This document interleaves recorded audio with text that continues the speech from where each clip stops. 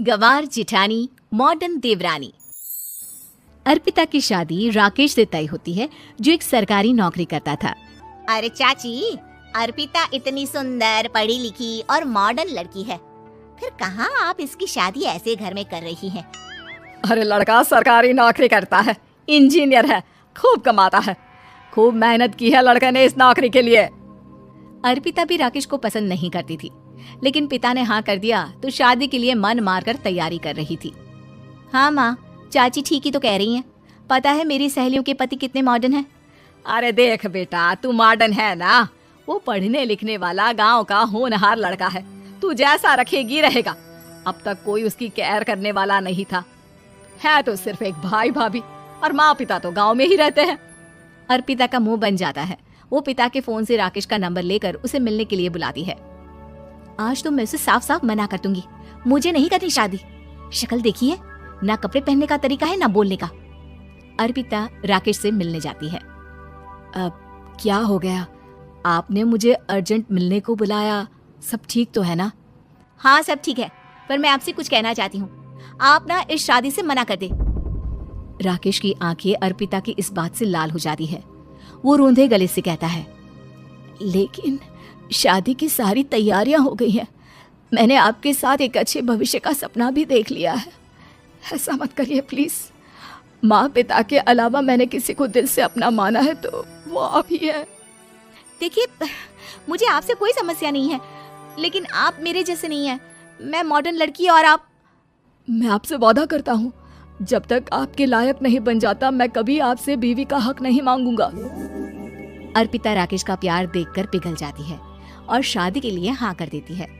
दोनों की शादी हो जाती है, लेकिन शादी के बाद राकेश की भाभी, जो कि पूरी देहाती थी। ए राकेश, उठ, जब पानी भर कर ला और तेरी बीवी को बोल के चूल्हा लगा दिया है, रोटी बना ले। क्या है ये सब? और तुम्हारी भाभी इस तरह चिल्ला क्यों रही है?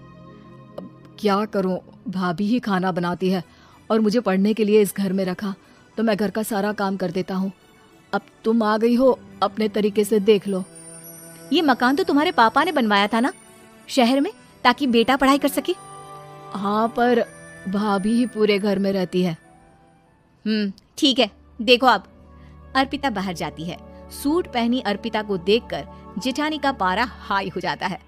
ए शहर की हीरोइन, यहाँ ना चलेगा ये सब, समझी? साड़ी पहनो, साड़ी।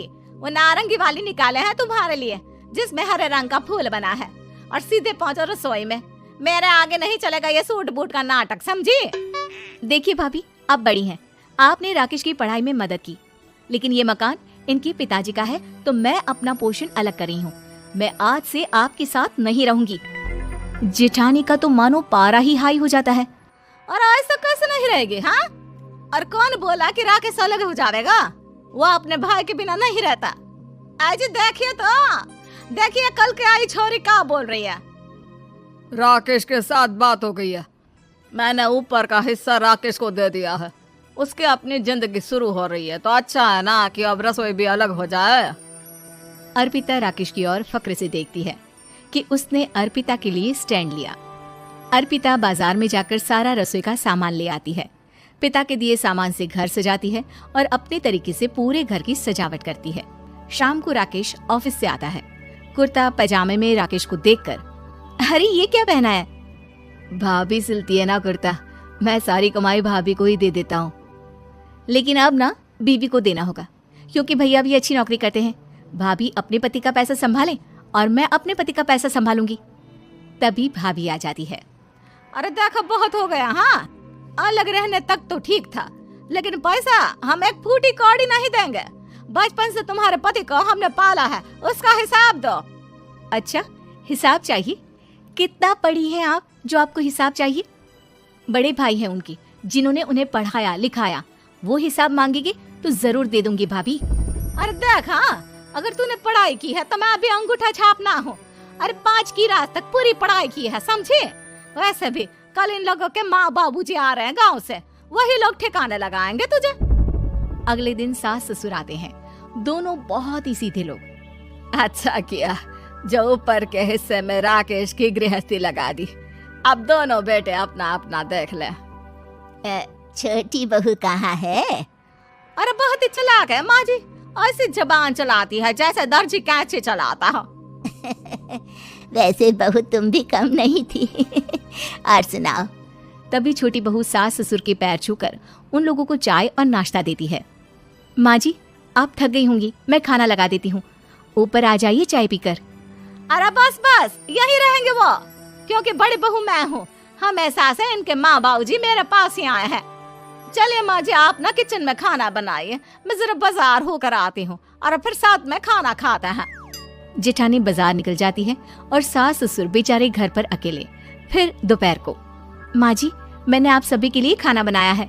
माना मैं छोटी हूँ, लेकिन अच्छा लगेगा अगर आप लोग मेरे साथ रहें। वैसे भी यहाँ है कौन बेटा, चलो ऊपर राकेश के पास ही चलते हैं। सास ससुर दोपहर का खाना खाकर वहीं आराम करने लगते हैं कि जेठानी आ जाती है। अरे वाह, ये तो वही बात हुई ना, कल की आई को पूरा परिवार और हम अकेले के अकेले। भाभी देखिए, परिवार में प्यार से रहा जाता है, ना कि चालाकी से। अम्मा खाना कैसे बनाती, पहले ही गांव से थक कर आई हैं। हाय रे दया, तो मैं का बाजार से ऐस करके आ रही हूँ। अरे भूख के मारे मेरा सर दर्द हो रहा है, और यहाँ मेरी फिक्र कौन करेगा। अरे तो किचन में खाना है, लगा देती हूँ मैं भाभी। बड़ी बैठकर खाना खाती है और शाम को जब राकेश घर आता है। अरे राकेश, तू तो पूरा हीरो लग रहा है इन कपड़ों में। ऐसे कपड़े पहले क्यों नहीं पहनता था? राकेश बीबी की तरफ देखता है और फिर कहता है, माँ पहले पहनाने वाली नहीं थी ना। हाँ हाँ, और हम जो हाथ से सिल सिल कर कुर्ता पहनाते थे उसका का? अरे तुम्हारे भैया तो आज भी पहन रहे हैं। तभी अर्पिता सास के लिए कपड़े और ससुर के लिए शर्ट पैंट ला कर देती है। उन लोगों को फ्रिज से ठंडा पानी और टीवी में फिल्म दिखाती है। अरे कब से इनको बोल रहे हैं कि फ्रिज वाले आओ, लेकिन ये है कि मानत ही ना है। बहू, अब तो तुम ही समझाओ ससुर जी को। नहीं पापा, आप फ्रिज मत लीजिए। अरे वाह रे छोटे, खुद फ्रिज का ऐसे का मजा ले, और इनकी माँ के पास अब फ्रिज भी ना हो। अरे देखा पिताजी, देखा माँ जी क्या बोल रही है। अरे उसकी पूरी बात तो सुन लो कि वो क्या बोल रही है। वो इसलिए क्योंकि अब माँ जी और पापा यहीं रहेंगे मेरे पास। घर को घर सिर्फ मॉडर्न या गांव की सोच नहीं, बल्कि संस्कार बनाते हैं भाभी, और संस्कार अच्छे हो तो सब सही हो जाता है।